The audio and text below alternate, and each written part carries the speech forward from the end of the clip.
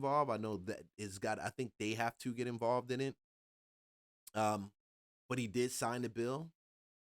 BlackRock, one of his biggest contributors, they're affected by it, and I think it's going to go downhill. And it may nothing may come of it because you got to realize this is the same campaign promise that Kamala was given. She promised that she would actually come in and be able to provide affordable housing, recognizing that's an issue, lower inventory, not, and then also higher prices, which you can't affect that.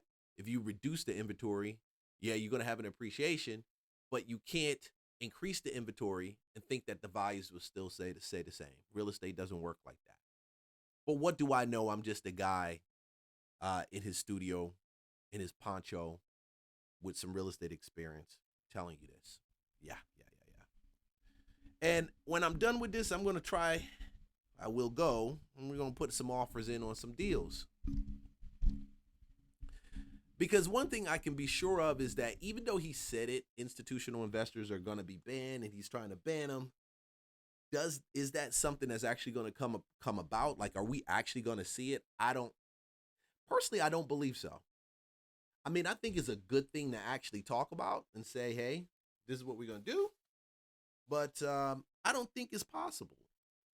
I think you're now going from a place where we're dealing with capitalism to whatever else of a beast that this is becoming. You got to put some restrictions in the market. I do understand, because as long as the people and the businesses are moving fast through technology, through looking at the best places to park money, statistically AI can tell them where the best places to and give you an appreciation plan. As long as stuff like that is going on, we're always going to have it where people who are trying to build wealth will have to jump through the hurdle of competing with large institutions. Now, there's so many ways to get over that and to get through that. But what do I know? So, hey, if you're just joining onto this, it's your first time, please like, subscribe, follow for more content, because I definitely want to share with you everything on my perspective of this situation. So while we're in this too, I'm getting text messages. I'm getting calls, so you're gonna bear with me. But let's play this, man. Donald Trump Economic Forum. Let's go ahead and run this real quick. 2,000, 3,000, and even $5,000 and more. Home ownership has always been a symbol of health and vigor of American society, but that goal fell out of reach for millions and millions of people in the Biden era because interest rates went up so high. Today, I'm taking action to bring back this bedrock of the American dream. In recent years, Wall Street giants and institutional investment firms, many of you are here, many of you are good friends of mine, many of you are supporters. Sorry to do this, Joe, I'm so sorry. But you've driven up housing prices by purchasing hundreds of thousands of single-family homes, and it's been a great investment for them. Often as much as 10% of houses on the market. So let's I'm only gonna I only can speak to you from the perspective of a real estate investor slash agent, somebody working in that investing space, talking to investors, trying to find deals for investors. Institutional investors probably of the people who make up like the we buy houses type of deal are probably I would say that's probably 10%, probably 15% if that's it. But they do buy a lot. So in Georgia, specifically in Metro Atlanta, we're talking about 10%. We're talking about somewhere around 20 to about 30% of the houses that are in acquisition mode, meaning you're purchasing those houses that are being bought over the course of that year. Probably about 20% of those houses, that was the last number, are institutional investors. Now, there was also another statistic that said about 30% of the houses on the market for rent were owned by institutional investors also. So how does that work out? A lot of these guys end up buying institutional investors, pooled money, traded on Wall Street. Think of BlackRock, companies like that. They have that liquidity, so they go into the market and they buy it on the back end. They don't necessarily go knocking on your door. They'll buy it from either someone that another company that all their job is to do is to market and to find those type of deals. They will sell it to them on the back end. their goal in that particular situation is not to hold on to the property, but to turn around and to get it into the hands of an end buyer. Okay, so BlackRock has been an end buyer. You got a bunch of them in Atlanta. Invitational Homes probably was one of the biggest buyers, and they end up becoming one of the biggest renters. So they have some of the most rentals on the market, Invitational Homes. So um, when I hear him say this, I think the concept is a great concept, but can it be executed upon? I don't know. I don't think so. The crazy thing is a person can't get depreciation on a house, but when a corporation buys it, they get depreciation. Okay, that's something we're going to have to think about too. I don't know if too many people think about that. You buy a corporation, they buy 500 houses, they buy hundreds of thousands, they buy 500 houses, they can take depreciation. And keep in mind that they're an LLC, so that LLC also has certain things that it can write off and take that the average owner can't do it. And he's right. He's right. Most owners see appreciation on their house, and that is what makes up them growing their wealth on their property. A person sweats and works and buys one house they can't. But homes are built for people, not for corporations, and America will not become a nation of renters. We're not going to do that. That's why I have signed an executive order banning large institutional investors from buying single-family homes. It's just not fair to the public. They're not able to buy a house. And I'm calling on Congress to pass that ban into permanent law, and I think they will. One of the biggest barriers to saving for a down payment has been surging credit card debt. Now, keep in mind, we're not going to watch the whole thing, but most of it that maintain to this topic, if the Democrats don't vote this, or they don't vote on this or allow this to happen and then we truly know who they're for. We truly do know. Of course, there's going to be some discussion on if it's constitutional or not. It's a lot of angles that this can come out. My personal opinion also is that you're dealing with corporations like BlackRock, man. If you're going to take away their acquisition of land, okay, I think there's going to be hell to pay and a price to pay. So him doing this in his second year, I'm wondering how long it will take for them to actually put this into motion. So don't get excited all of a sudden like, man, there's going to be a bunch of deals. But yeah, there will be some deals. There will be some properties. The profit margin for credit card companies now exceeds 50%, one of the biggest. And they charge Americans interest rates of 28%, 30%, 31%, 32%. Whatever happened to usury? So to help our citizens recover from the Biden disaster, all caused by this horrible president, just horrible president, I'm asking Congress to cap credit card interest rates at 10% for 1 year. And this will help millions of Americans save for a home. They have no idea they're paying 28%. They go out there a little late in their payment and they end up losing their house. It's terrible. To unleash innovation and savings and financing, I'm also working to ensure America remains the crypto capital of the world. And to that end, last year I signed the landmark Genius Act into law. Now Congress is working very hard on crypto market structure legislation. So just to bring you up to speed, if you don't know anything about this crypto market setup, there's also a push to be able to purchase property using cryptocurrency, stable coins, or things like Bitcoin. But it is not just stopping there. The transactions that we normally do that's logged on paper or done paperless, where they call it paperless, there is a push to also put those transactions on blockchain. I don't know if you've seen it before, but there's been a lot of reports about people losing their homes to people that literally get the property assigned to them. Like they go in and file a quitclaim deed down at the local municipality, and when they file it, they mess up the chain of title. When you put in the blockchain aspect, it makes it harder for someone to actually try to steal the title for your home. So this push of Trump to actually bring in blockchain, to bring in cryptocurrency, it has to be done. And if it's not done by us, China's already doing it. And that's pushing us further and further behind and competing with them. And I keep saying, if we don't speed up and compete with China aggressively, not sell out to China like we've been doing for years, but compete with China, then we'd be in a situation where Chinese nationals are not just buying real estate in America, but they're ahead of us as far as in wealth creation and owning real estate and properties throughout the whole world. Because China doesn't just focus on buying in China, man. They focus on buying in Africa, in the UK, in the Baltic, South America, anywhere where they can spread their money on.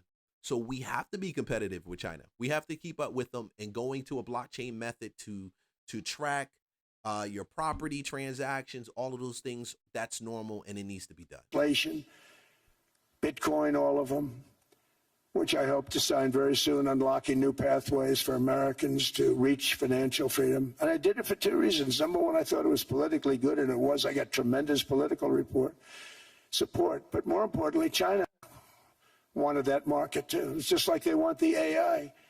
And we've got that market, I think, pretty well locked up. If I didn't do it, See, and I haven't even watched this. This is the first time I'm watching it. I'm watching it with you. China truly does want it, and they're going to beat us in the AI rush too if we don't put some gas on the pedal. Biden was totally against it until before the election, when they realized that there were millions of people voting against him over crypto, and all of a sudden they loved it very much. But it was too late; they blew it. But it is politically popular. But it's much more importantly, we have to make it so that China doesn't get the hold of it. And once they have that hold, we're not going to be able to get it back. So I'm honored to have done it. Finally, I've instructed government-backed institutions to purchase up to $200 billion in mortgage bonds to bring down interest rates. And I'll be announcing a new Fed chairman in the not-too-distant future. I think he'll do a very good job. So I gave away some of it. He did give that away. So we have something, got something, but somebody that's very respected. They're all respected. They're all great. Everyone that I interviewed is great. Everyone could do, I think, a fantastic job. Problem is they change once they get the job. They do. They're saying everything I want to hear, and then they get the job. They're locked in for 6 years. They get the job, and all of a sudden, let's raise rates a little bit. I call them, sir, we'd rather not talk about this. It's amazing how people change once they have the job. But it's too bad. Sort of disloyalty, but they got to do what they think is right. We have a terrible chairman right now. Now we getting into Trump. He's just going to say what he's got to say, unrestricted, no pushback. Really don't care what you think about it. But Trump hasn't been too far off, even though people don't really like what he has to say a lot of times. He hasn't been too far off. I keep saying, just like Winston Churchill was the savior for England during World War II, we're at that place right now where we do need a shift in thinking. Okay, and it is challenging for people to actually shift over to this type of thinking. The thinking that we have to adjust and be competitive, we have to be creative, we have to go out in the market, we have to build those things for our family, we have to build those things for the country. We've got to take a strong stance when it comes to technology and being dominant in that space and owning not just the hardware, but also the software and behind it.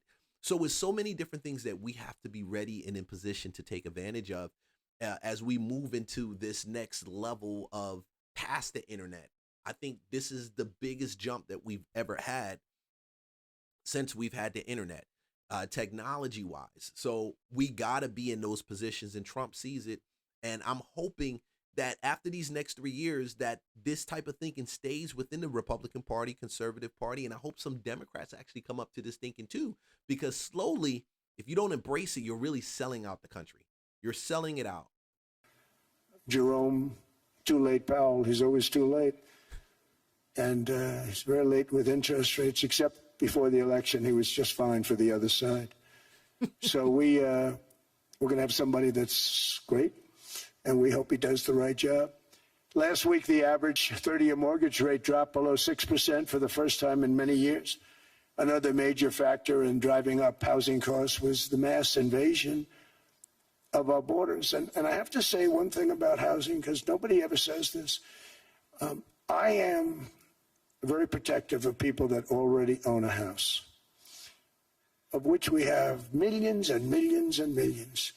And because we have had such a good run, the house values have gone up tremendously. And these people have become wealthy. Mm. They weren't wealthy. They become wealthy because of their house. And every time you make it more and more and more affordable for somebody to buy a house cheaply, you're actually hurting the value of those houses, obviously, because the one thing works in tandem with the other. Mm-hmm. And I don't want to do anything that's going to hurt the value of people that own a house who, for the first time in their lives, are walking around the streets of whatever city they're in, very proud that their house is worth $500,000, $600,000, $700,000. Now, if I want to really crush the housing market, I could do that so fast and people could buy houses, but you would destroy a lot of people that already have houses. In some cases, they've mortgaged their house, and the mortgage would be very low, and all of a sudden the mortgage without any changes becomes very high, and they end up losing the house. I'm not going to hurt, and I speak with Scott, who's doing a fantastic job, and Howard, who's doing a fantastic job, and all of my people. And I always say, look, you know, I can crush the hell out of the market. We can drop interest rates to a level, and that's one thing we do want to do. That's natural. That's good for everybody. You know, the dropping of the interest rates, we should be paying a much lower interest rate than we are. We should be paying the lowest interest rate of any country in the world, because without the United States, you don't have a country. And he's right. If we should be paying lower rates, especially since we're on the top of, what would you call it, the economic podium when it comes to all these other countries. They all follow us. They use the U.S. dollar, but yet we end up paying some of the highest rates. So he's not off with that. I mean, I had a case with Switzerland. We happened to be in Switzerland. Maybe I'll give you a quick story. But they were paying nothing. They make beautiful watches, great watches, Rolex, all of them. They were paying nothing to the United States when they sent their product in. And we had a $41 billion deficit. $41 billion with this beautiful place. Flew over it, isn't it nice? So I said, let's put a 30% tariff on them so that we get back some of it, not all of it at all. We'd still have a deficit, big deficit. We had 41 million. That's a big deficit. And I said, let's put a tariff on. Different tariffs, different places. You're all party to them. In some cases, victims to them. But in the end, it's a fair thing. And most of you realize that. But we put a 30% tariff on Switzerland, and all hell broke loose. Mm. They were calling, I mean, like you wouldn't believe. And I know so many people from Switzerland, incredible place, incredible, brilliant place. But I didn't realize that they're only good because of us. And there's so many other examples. I mean, us, probably other places, but a majority of the money they make is because of us, because we never charged them anything. So they come in, they sell their watches, no tariffs, no nothing. They walk away, they make $41 billion on just us. So I said, no, we can't do that, so I'm going to bring it up. I'm still, without the United States, they wouldn't be making anything. Think of it, Switzerland made $41 billion on us. And as she said, it's a small place. And I realized with that, I don't know, it was so, because she was so aggressive. And I realized in that conversation that the United States is keeping the whole world afloat. Many places, I could give you 6, 7 places just in the people in this little area. I know every one of them. They're sort of, they're looking down. They don't want to see me and they don't want to stare me in the eyes. But they're taking advantage of, everybody took advantage of the United States. But I've been very fair, and I gave them a tariff, and it was fine. But I realized that without us, it's not Switzerland anymore. Without us, it's not any of the countries that are represented here.